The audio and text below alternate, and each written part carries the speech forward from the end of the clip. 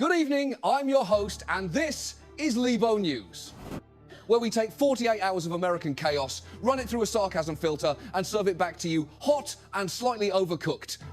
Let me ask you this. If America were a house, what would this week look like? A leaky roof, a custody battle in the kitchen, and a neighbor flying drones over your backyard barbecue. Welcome home. First up, Texas. San Antonio has apparently decided it's done being a city and would rather audition for the next Aquaman movie. Torrential rains have flooded roads, homes, and literally washed away common sense. At least 5 people have died, and 2 more are missing, as Texans continue trying to drive through floodwaters like their trucks came with flotation mode. But let's be clear. This isn't just a freak storm, this is climate change meeting outdated infrastructure. Texas is still building suburbs like it's 1997, while the sky is dumping rain like it's 2097. Stormwater systems weren't designed for this. Leadership still treats the word climate like it's a liberal slur. And the result? Chaos, tragedy, and a lot of soaked cowboy boots. Meanwhile, California, the Golden State, is now in a tug-of-war with Washington, D.C. over who gets to control the National Guard. This week, a federal appeals court ruled that the Biden administration can keep using California's National Guard troops in Los Angeles despite state objections. It's like divorced parents fighting over who gets the kid for Christmas. Only the kid drives a tank. California says, those are our troops. Washington says, national emergency. The troops say, can someone just tell us where to go? And just to spice things up, Senator Alex Padilla was physically escorted from a Department of Homeland Security briefing after protesting the decision.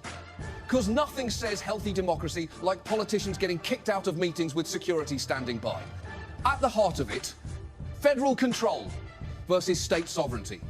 A tale as old as America, just with more microphones and awkward press conferences. And finally, let's head overseas.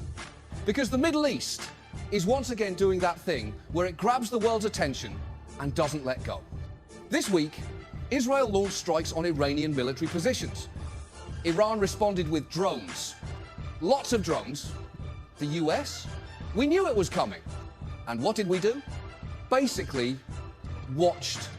Markets spiked. Oil prices jumped.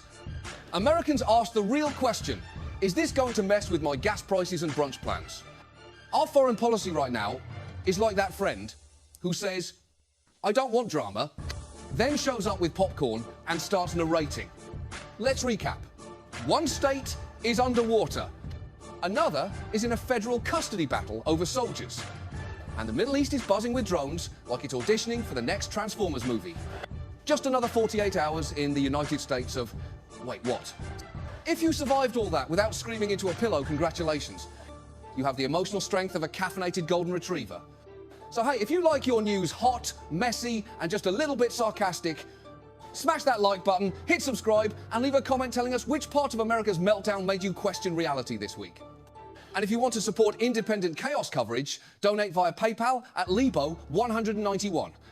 Even a few bucks helps. So does sending us your ex's Netflix password, but PayPal is easier. This is Libo News. We watch the world burn, so you don't have to.